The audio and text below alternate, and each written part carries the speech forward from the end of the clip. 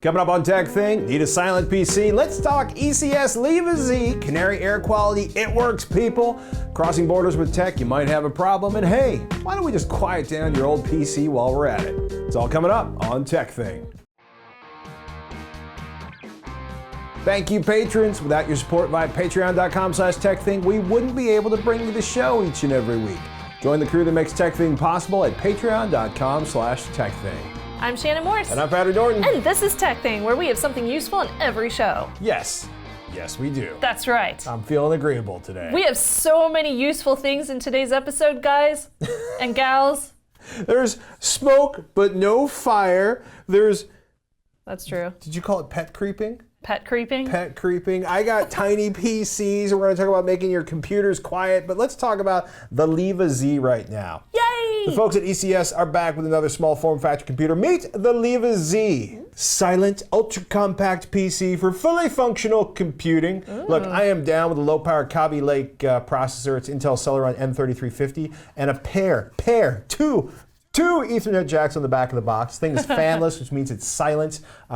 Burst mode on the CPU means it can run up to 2.4 gigahertz, though its base is 1.1 gigahertz. 2 cores, 1 thread each. Metric ton of ports. 3 USB 3.0 ports, a Type-C port, gigabit Ethernet on board, 802.11ac, Bluetooth 4.0, HDMI, and a mini display port too, which is really awesome. Wow. Here's the thing though, do not bother trying to play today's 3D games with this. No. This is not a barn burner performance-wise. I first installed Linux Mint on it. How's that? I'll tell you about that in a second. Okay. Windows 10 is ECS's recommended OS. It ran fine. Okay. Talk more about that in a second. But the 2 Ethernet jacks on the box, to me, scream PFsense box. Ooh, and unlike yeah. recycling an old desktop, you will consume a minimum of power, say 4 to 6 watts. I've seen some benchmarks on this that max out at 8 watts. And you will generate almost no heat because it's fanless. The big question is, will this deliver the performance you need for PFsense?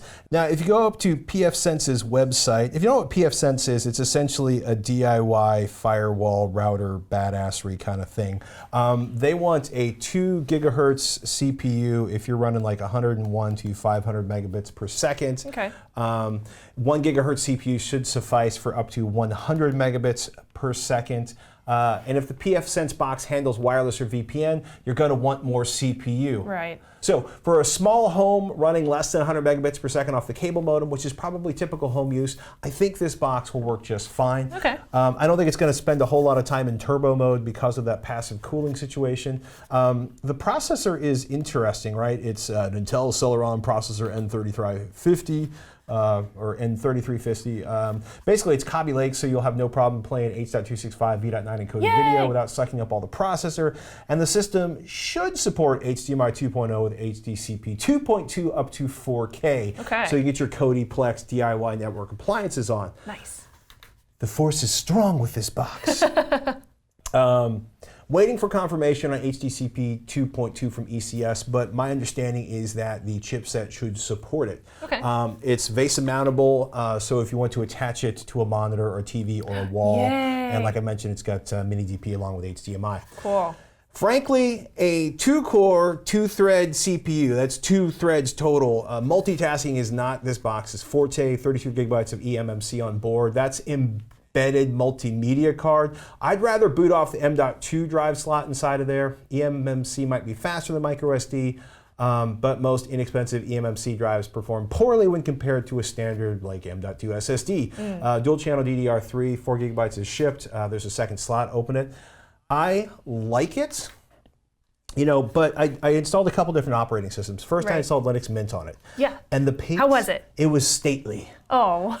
Like going with Uncle Buck to church on Sunday morning, and he never drove a 76 Eldorado too fast because it might drop his drink off the dashboard. That's what Linux felt like. I think part of that was driver issues. Yeah. And just Linux is not quite, Linux hasn't been tuned as hard as Windows 10. We got Windows 10 running on it, and I had like, it's pretty smooth. Yeah, I had a browser window open. I was typing in another window. I was launching Netflix on it. Everything ran fine. So I would highly recommend Windows on this machine over a Linux desktop environment. I think Linux appliances will work just fine. I think I would agree. I'm going to see if I can get PFsense running on this before I has to send it back. Yeah. So thumbs up. Cool. Liva Z Celeron N3350, 4 gigabytes of RAM, 32 gigabyte eMMC, $159. Let me turn it the right side up. A 64 gigabyte eMMC version, $189. Should be online for sale very soon. You had not a fire, but you had smoke. I had smoke. Yes. This is a perfect week to tell you guys a little bit of a story. So I have had a Canary security camera set up for a couple of years now in my home, usually just to check it while I'm at work so I can, see what my cats are doing, because who doesn't like creeping on their cats? And I had this really scary experience in January. So I came home from Christmas vacation. I'm not laughing about the scary experience. I'm laughing about the creeping on the cats part still. Creeping on your cats. It's so cute whenever they're like running around in the middle of the day while I'm not home and they're like chasing each other. It's adorable. She so anyway, calls me over to see it. It's I'll make videos of them. So I came home from Christmas vacation. It was super late at night. I turned on the heater and then my hubs and I just went straight to bed. Hubs went to work the next day. He had to get up like super early in the morning. I get up a little bit later to come to work here. So I got up, I was getting ready, doing my hair and stuff, and I smelled something burning. So I walked into the kitchen and I didn't see anything but smoke. It was like smoke was spewing out of some vent somewhere, and I freaked out. I immediately turned off the furnace because I was like, that's the only thing that I turned on. It must be that. I opened the window to let the smoke out of the kitchen, and then I called the fire department and I left the house with my cats. So the fire department came over, they didn't find any kind of fire, and turns out they are using like FLIR imaging now on walls to see if there's a fire behind the walls, which is really cool. Where there's heat, there's probably... They recommended that a furnace inspector come over. So a furnace inspector did came over, emergency appointment, same day inspection. They found some issues. Thankfully, they got it fixed. I'm a renter, by the way, so I didn't have to fix it myself, which was great. So why do I bring this up? Well, the original Canary, it's a big one. It looks kind of like an Amazon Echo. It sent my phone a notification that my air quality was abnormal as soon as the smoke was in the kitchen, like as soon as that smoke was in the kitchen. Had I not been home, that would have potentially saved my cat's lives, because I would have gotten that notification while I'm at work and I would have rushed home, because luckily super close to the studio here. So I would have gotten home and like saved my cats, or at least called the fire department. But why didn't my smoke alarm go off? The alarm was further away than the Canary is my guess. And as soon as I got that smoke to dissipate, the Canary noticed it, but the smoke alarm didn't have time to. Well, and they might be looking for different things, or That's detecting true. in different ways, or using different kind of sensors, or your smoke alarm may be over 10 years old and in desperate needs of being replaced. That's very true. I did test the smoke alarm after that. It worked very well. It was extremely loud, so I know that it works. So one, I'm really glad that the notifications work so well. And two, when a firefighter says to you, "Are you sure you saw smoke?" you can show him that air quality notification, which looks like this, and you can say, "Yeah, I definitely saw smoke. This proved my case." And if I click on that, you can see how all of a sudden it's spiked up super high and Canary sent me this notification. So yeah, I'm a super, super happy customer that I bought this camera with my own money, the original Canary. It was well worth the purchase in that case. But that's just one story to lead into their new one, which is called the Canary Flex. So this one is $199. You can find it over at the Canary Flex website. It's canary.is/flex. It's Canary's second big name camera, and this one is waterproof, so you can actually use it outside, which is really cool. And if you noticed when I picked it up, it's also battery powered, and I will bring up more on that in a bit. So this one, just like the original, is 1080p. It's an HD camera. It comes with night vision. This one is very much on par as far as video quality with the original Canary camera. It's very clear, but it gets grainy the farther away from a subject is from the camera. So if you're far off in the background, it's not going to see you as well. It'll get a little pixelated. And if you move it around really quickly, like if you pick it up and move it somewhere, it's going to get pixelated while you're moving it. So it can be run off of an outlet, or it can be run off of internal batteries, and it uses Wi-Fi for its connection. Yes, exactly. Which way, it's weatherproof, not waterproof. Yes. So don't take it into the pool, but you can put it out by the pool. Right. So it does have a wide angle lens at 116 degrees, and it does have that motion detection just like the original one did. So you get those notifications whenever motion is detected on your phone. The weatherproof is IP65. So you're right, it's not waterproof. You can't dunk it into water, but if it gets rained on a little bit, it's probably going to be fine. They state that you can use it between -4 to 113 degrees Fahrenheit. I used mine around room temperature, 68 to 72 degrees Fahrenheit. I didn't want to stick it outside because I live in an environment where it could have gotten stolen, and I didn't have a security mount for it. I just had the regular mount, which comes with this magnetic base. We could take it out in the rain right now if it's raining again. We could, yeah. It's currently like raining cats and dogs here. So it is wire-free or plugged in, 360-degree magnetic swivel base. So if you want to mount it somewhere, you can, and it's very sturdy. It's not going to fall off. But if somebody wanted to take it, they could off the original magnetic base. Right. This does have dual band Wi-Fi, so you can do either or, which is great. There was a little bit of lag time with this. I noticed about 6 seconds of lag time, no matter how far away it was from a router or not. So, and this is like in my household. So, you know, that's kind of a con, I would say, because 6 seconds is quite a long time. It's sitting right next to my router when I was testing it, and it showed a high connection in the application, but it still had that 6-second delay. That could be the encoding inside of the camera. Yeah, definitely. And it does have encryption too, so I know that a lot of that takes a lot of processing power, so that probably delays it a little bit. Got to encrypt the cat videos. You do have to encrypt the cat videos. I did have the camera disconnect on me once during a week-long test, and it reconnected a few seconds later, so keep that in mind as well. Other reviewers that I noticed online, they have mentioned issues with mesh networks. I don't have a mesh network, so I wasn't able to test that, but if you do, this may not work so well on your mesh network. On a simple home setup though, it's pretty good. Other than that 6-second delay, I had no problems, and then it disconnected that one time over a week. The microphone is also built in, so you can listen in on your cats or whatever else is going on in your household. The person at the front door. Yeah, the person at the front door, for example. You can't talk to them yet, but there is a built-in speaker, so they do say that two-way talk is coming soon, which is going to be great. I am so excited about that. That was my biggest con from the original too. That one also does not have two-way talk yet, but I really want to be able to talk to my cats. I'm so excited about that. Make it happen. Make it happen, Canary. I'm ready. So right now you can sound a really, really loud siren from inside the app. You can also make an emergency call. That's Come on, about launch it. the siren. I want to hear the siren. Oh, you don't want to hear the siren. It is loud. It's like scary loud. It'll hurt your ears. It's really loud. I tested it. It was terrible. So loud. It also comes with a very long power cord. So if you don't want to run it off battery, you can use this cable. And it's extremely long. So thank you so much, Canary, for including a really long power cord. This never happens. Once it's fully charged, the battery lifetime depends on how often you view the live stream. So the camera is only activated whenever motion detection goes off and whenever you're viewing the live stream. Other than that, it goes to sleep, but it can still detect anything that's happening in front of it because of an IR sensor. Can you set zones, so if like somebody walks through the gate? You can't set zones, but you can set sensitivity. So if it's too sensitive because you have cats, you can turn down the sensitivity and then it won't wake up as often. Obviously, people are going to be much larger objects and it'll pick those up even if you lower the sensitivity. So if you do have pets like I do, I lowered my sensitivity quite low so that it wouldn't pick them up as often.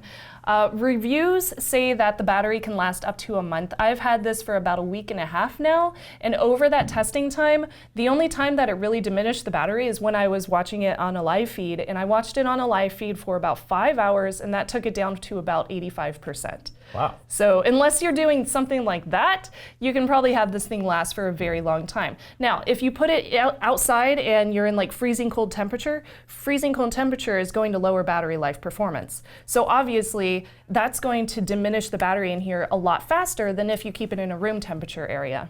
I have to ask, does the smaller Canary have the air quality sensor? It doesn't. Oh. Yeah, and it's probably because they have this set up so that you can use it outside. So they didn't include that, and it probably also helps with the cost too. So they don't include the air quality sensor in this one, but it is in the original. Although with that said, you don't need the original Canary to be able to use this one. So if you want to just buy this one and install the app, you totally can. You don't have to get the original. Both use the same Android and iOS app, and their pricing is over on their website. And I'll show you that because they do have a cloud pricing option. So you currently use, there's a free version of it that you use. Yes, that is the free version that I use right now, but you can also purchase a membership version. For one device, it's $99 per month. That's $9.99. 2 to 3 devices, which if you have the original and then you buy the Flex, that's what you would pay. It'd be $14.99 per month, and then it goes up from there. So the purchased version, that gives you 30-day history of your video files instead of just 24 hours. The included service, the free one, that gives you 24 hours of shared video history and unlimited data and downloads. So that means that you can download your video files of any kind of notifications that you receive, and you can also view it up to 24 hours. But if you get 2 devices or more, that goes down because it's shared. So 2 devices would be 12 hours of free data, video history, 3 devices is 8, 4 devices is 6 hours, and so on and so forth. So it kind of diminishes the pricing if you buy more Canaries. So if you have more Canaries, it's probably better to get the membership pricing as opposed to just the free version, because I feel like if you go on a trip or something, you'd probably want many more hours of video history. So the paid version also comes with insurance reimbursement, extended warranty, and incident support help. Like a helpline, yeah. So it comes with all sorts of things. But moving on from there, I wanted to mention security too, because I know that's a huge question for everybody. AES 256 is what they use for their data encryption. They also have cloud storage encryption via SSL and TLS, and they have privacy modes. So that will auto arm and disarm whenever your phone enters or exits the Wi-Fi area, which is pretty normal. The company has also been to DEF CON. I've seen them there, which is super cool. Yeah. With their cameras. They've gotten hackers to try to hack into them, and they take security very seriously, which I am extremely proud of. I was able to talk to the CTO at CES and get some hardcore analytics from him. So I really respect that they believe in security so much. Given how few Internet of Things devices pay any attention to functioning drivers, much less actual security standards, it's nice. So an IoT security certification from ICSA Labs. Yes, ICSA Labs. So that's pretty big deal because they are the only one to receive this certification as of November 10th, 2016. That's a really big deal. They have been noted as one of the only cameras as well to receive the Network World's Security Standards test. So they passed that security standards test, and they just wrote a blog about that one too. So keep that in mind. As far as the Flex goes, though, I did mention earlier there was a security mount for it if you want to buy that. That's an extra accessory. They also have a twist mount that you can twist around things like tripods and stuff like that, and a stake mount which you can put into the ground if you want to put the Canary outside in front of your household or something like that. Camera on a stick. Yeah, camera on a stick. I like the twist mount. I think it's really cute. So yeah, they have a bunch of accessories. I think it's a really cool camera. Canary's been my favorite security camera for a while. They don't sponsor us or anything. I happened to purchase their first one, and I've had nothing but good things to say about them. So I'm really happy with my purchase, and I like the Flex, and I might buy one myself because it's cool. Ladies and gentlemen, if you got a question about security cameras or any other aspect of technology, we would be delighted to hear from you. AskATekThing.com, and hey, if you're curious to hear us review something, or if you got a tip or an idea you want to share, again, AskATekThing.com, because we're listening. We're waiting for you. You heard us, AskATekThing.com, or you can tweet at TekThing, at Snubs, or at Patrick Norton. And hey, if you want to be part of the crew that makes this show possible, please contribute at patreon.com/TekThing. Just $1 an episode will make a big difference, and you'll get access to all of our patron-only tweets. And thank you for your patronage. You make the show possible. If you can't donate, we totally understand. Keep sending in those emails and tweets. And hey, if you could spare a moment or two to give our video the thumbs up on YouTube, like our Facebook page, or review TekThing on iTunes or your favorite podcatcher, we would appreciate it. It all helps. Thank you so much for supporting TekThing, no matter how you do it. Margot posted up on Facebook.com/TekThing. Recently, a NASA JPL scientist named Sid Bakanavar was detained at the border until he unlocked his phone. The CBP, Customs and Border Protection, confiscated his phone, wouldn't give it back, and wouldn't release him until he handed over his PIN. I've heard being detained by CBP at an airport can put you in a hellish legal limbo. I also heard of plans to force all travelers entering the U.S. from abroad to hand over phone PINs, system passwords for their computers, email, social media passwords, and everything. In other words, to submit to an invasive digital search. In the current climate, the idea that if you haven't done anything wrong, you have nothing to fear doesn't cut it. It also creates a presumption of guilt for those of us who rightly want to protect our privacy and security. How do we protect ourselves as we travel and keep our privacy safe? Margot. Thank you so much for that email, Margot. This is not new. No. This is not new to this administration. People are becoming more aware of it, but I have friends who travel internationally who travel with blank laptops and keep an image of the information they need when they travel on a server. And when they go through any border where they have to hand over their password and deal with the whole, like, are they going to let me into the country and am I going to have champagne or am I going to end up in a box for the next 6 days? Nothing's on their laptop. So they show the person the laptop because there's nothing there. I have a lot of security professional friends who work with a lot of big companies overseas, and they have a lot of very confidential information that they carry with them. So just like Sid with his NASA phone, they have a lot of information they can't share with just any CBP protection agency officer, because who knows what they're going to take home and tell their family or whatever. Sid was actually forced to release his PIN to unlock his phone, which was given to him by a government agency called NASA and or basically by NASA JPL.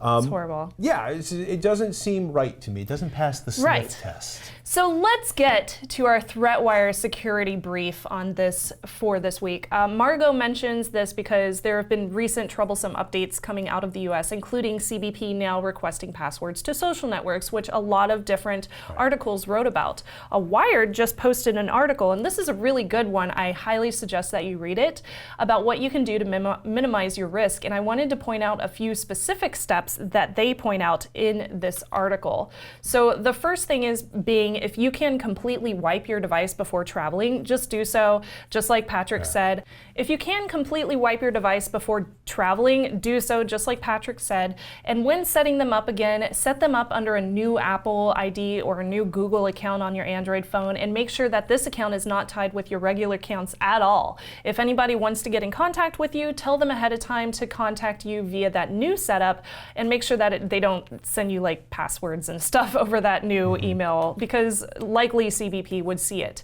With computers and external drives, encrypt them with either TrueCrypt or BitLocker or FileVault. I like TrueCrypt personally. It has been through the ringer since a lot of the team working on it left, but the consensus after they were audited is that it is still safe to use. It also makes it possible for you to create essentially invisible partitions that you can't be asked to unlock because nobody knows they're there. They don't, security through obfuscation, I think it's called. So with phones, you can remove any sensitive data from being seen on the lock screen. That's just a setting in every single phone that exists nowadays on smartphones. And you can also set up unlock with a PIN instead of a fingerprint. So agencies can make you give up your fingerprint, or they might already have it on record, but you don't have to give up your PIN code. So keep that in mind. Also, if you use an Android phone, you may have the option to encrypt it too. Mine is under Settings, Security, Encrypt Phone, and that's because it's an Android Nexus, or Android Pixel, Google Pixel. I forgot they changed their name, duh. American citizens can refuse to give up PINs or passwords. Keep that in mind. If you are not an American citizen, they could always send you back to your country of origin if you don't give up your PIN and password. But if you are an American citizen, you can refuse to give up that information under the Fourth Amendment, I believe, but devices can still be confiscated. So, yep, exactly. Encrypt, encrypt, encrypt. If an officer wants, they can hold you for hours on end. And they do. Yes, they do. So be prepared to chill for a while if you feel like upholding your rights and just annoying the crap out of those officers. They can also take your device and try to break into it for months on end. If they have let you go, but they still have your device, make sure you set up remote wipe so that you can just wipe your phone when you get home. Just saying. You might get in trouble, but Two quick thoughts on this. Oh no! One, there are a fair number of Irish people on the no-fly list, and I have read articles about people who had never been to Ireland and certainly hadn't blown anything up, but got held because their names matched on the no-fly list. So irritating. And two, before you wipe something that's been taken by law enforcement in custody, you might want to talk to a lawyer first. Yes. Because while the two of us are profoundly well-informed on the good days, I don't want you to go to jail because we made an off-the-cuff comment or got a little, surly. Hacker snark. Yeah, in our irritation by government overstep. I mean, like, I understand the purpose of what they are going for in a lot of this.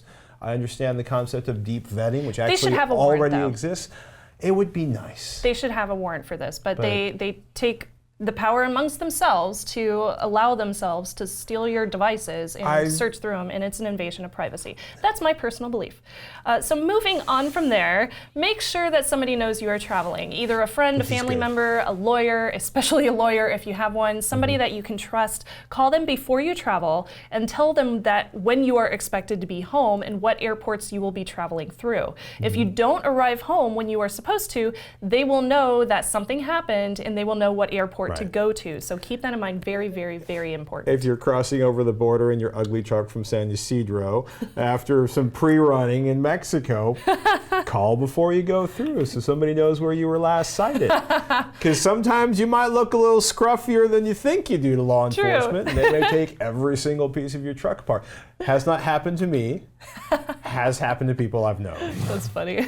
Not to them, it wasn't. For social media accounts, that's another one. Either create a double account, like a second persona, if you will, and then use it so it looks legit, but it doesn't give away any important details. And lock down your regular accounts so that they aren't public. You can also set up two-factor authentication on your social media accounts if you haven't already, but we've discussed 2FA like all the time. So if you haven't set it up yet, what are you doing? Hurry up and deny yourself access. So denying yourself access, this is really good, but it's hard to do for a lot of people. This means that you would remove your SIM card and you would just leave it at home before you travel so that you can't even access your device information. Because if you have 2FA set up with like an SMS or something like that, you won't get those text messages because they won't even be sent because your SMS won't be in your phone. So you won't be able to access your information. You could give a CBP officer your password, but they won't be able to access your accounts and you can't access them. So what are they gonna do?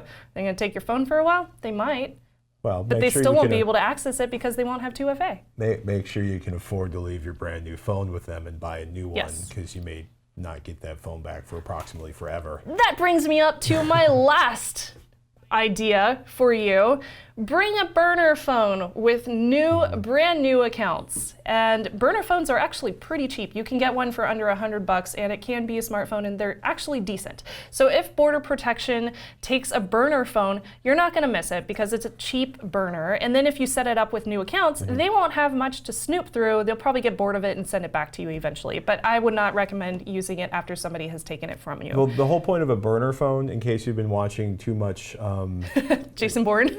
That's a good one. I was thinking of something of a slightly different tenor, but the idea is like a cheap phone you don't care if you never get back. Yeah, a phone you purchase to use and then dispose of. Yes. So. And a lot of companies like let you buy these phones with cash, so you don't even have to like show identification to purchase the phone. And then you can buy like prepaid data or prepaid. They're the ones you buy at the drugstore or the supermarket or the truck stop.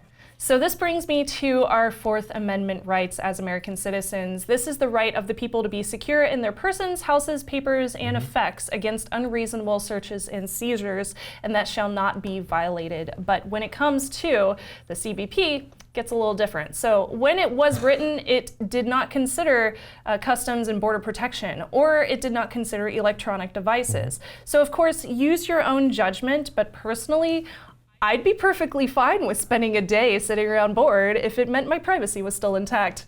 I would just sit there and answer the same questions over and over and over again until I had to go to the restroom. And then you'd give them your password so you could go potty? Well, I don't know. I might not. Might just be like, no. Wired.com, their guide to getting past customs and digital privacy intact. We got a link to that in the show notes. As always, EFF.org is an excellent resource. And remember, if you don't exercise your rights, especially the ones coded in the Bill of Rights, that delightful little extension onto the Constitution that I'm a huge fan of, you will probably eventually lose them. Yeah. Yeah. Don't do that. John wrote in to ask@TekThing.com. Hi Patrick, can you recommend a way to make my PC tower a little quieter on a budget without spending a fortune? Mainly it's the fans that are a little loud. The hard disk drive and PSU are not that bad. Good. My PC is Windows 7, so a little dated in specs, but it does my needs fine, and I don't plan to upgrade anytime soon, so thought I'd give it a little overall. I have 3 case fans, 1 large LED fan at the front and intake, a non-LED fan at the rear and exhaust, and 1 LED fan on the side panel, which is also an intake. From John. Oh my goodness. I love upgrading older machines to make them last longer. He does. It brings me joy. A little tweak here, a little tweak there. Suddenly it's 4 years later and the new processor's like twice as fast Yes. as the one you're replacing, and the upgrade feels amazing. A fun place to check for ideas for quieting your PC is quietpcusa.com. John, you're in the UK, so you'll want the original quietpc.com.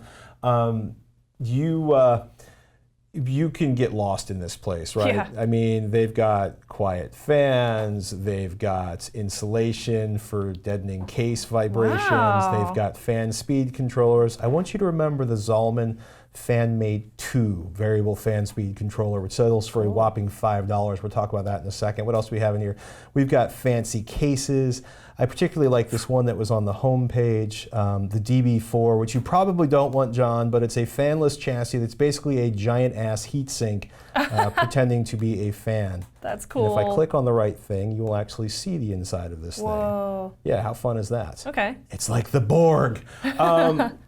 A lot of cases sold over the past few years, they just have more fans than they need, and sometimes they have fans in locations where they maybe don't do the best job.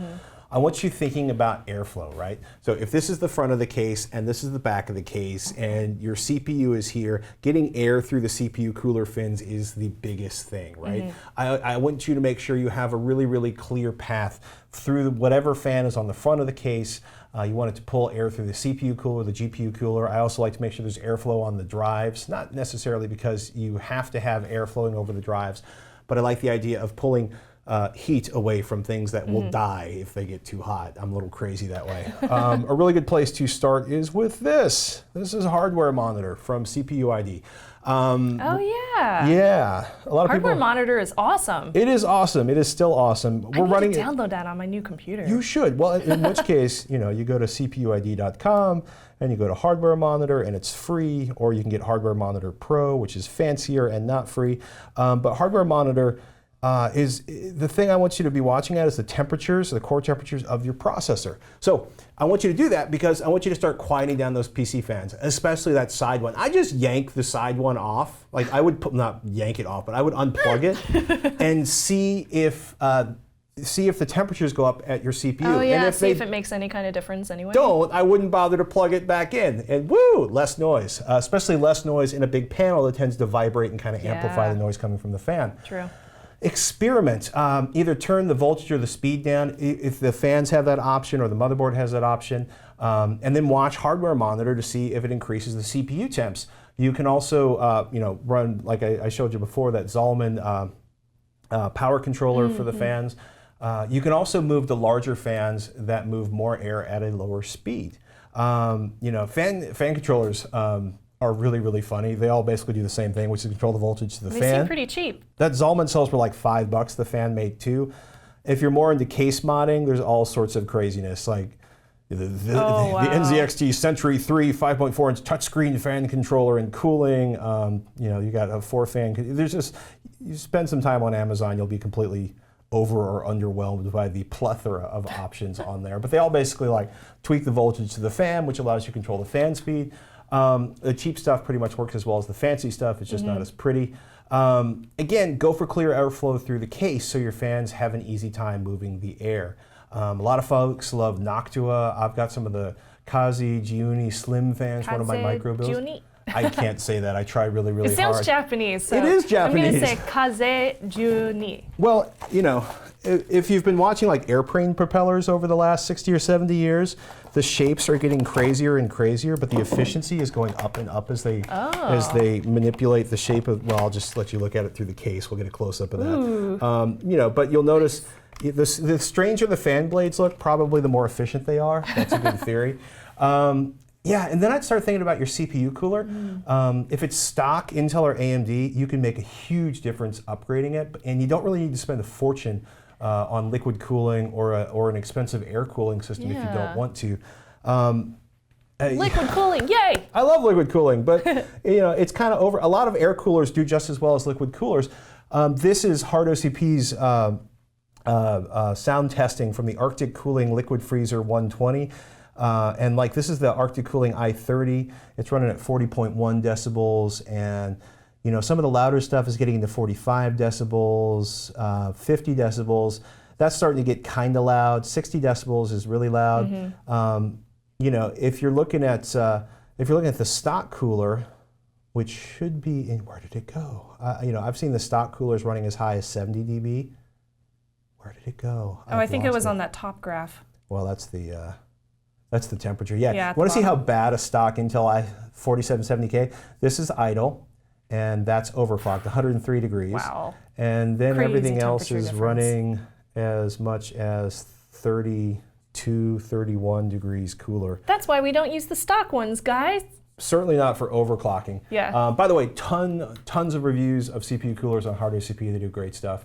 But you know, my Scythe Musion 4 is barely audible when it's running flat out. It's maybe like 44 dB. It costs $55. Cooler Master's Hyper 212 Evo costs a whopping $31. That's a design that goes back to 2011. It's probably, you know, 20, 30 dB quieter than a stock cooler. Wow. Is this thing the best if you're a crazy super overclocker? No, but it'll do a great job on an average system for $36. And I guarantee you, unless you only run your computer at idle doing nothing, that Hypermaster 212 Evo will be quieter than the fan that came stock with your processor. Unless your processor came stock with a fancy fan, in which case it might not be quieter. Well, I hope that answers your question, John. And of course, you can always email us, ask@tekthing.com. We got another email. Oh my goodness. A Patrick, who is not me, wrote in something we've heard from several people. Chromebooks and Android apps, wondering if you have taken notice. I was thrilled that my Acer Chromebook 14 model appears on, and he links over to Google's Chromium.org website, a page that lists Chromebook models that could be able to run Android apps later in 2017. Have either of you played with Android apps under Chrome OS? From Patrick. I haven't. So a lot of you have been asking for an Android on Chrome review. As soon as we can get our hands on a Chrome device that supports them, we will get it up for you on the show. There is a gigantic list of tentative devices, like 5 or 6 are currently available, and between the two of us, we own none of them. But we will.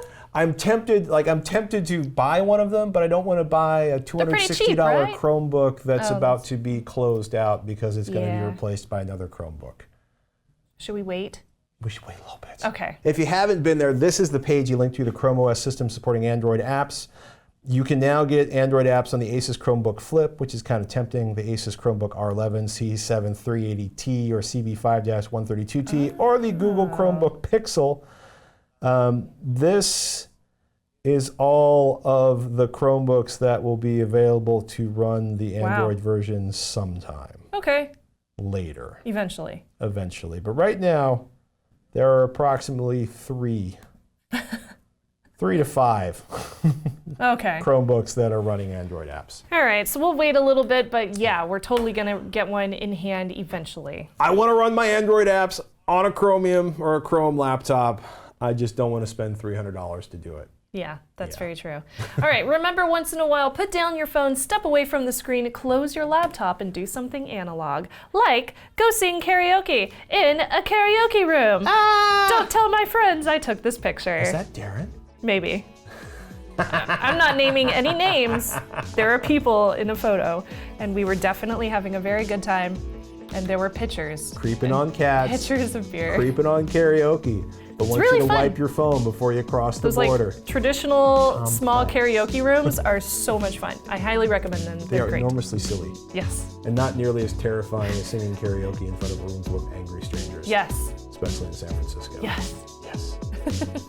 With that, ladies and gentlemen, I'm Patrick Norton. I'm Shannon Morse. We'll see you next week on TekThing.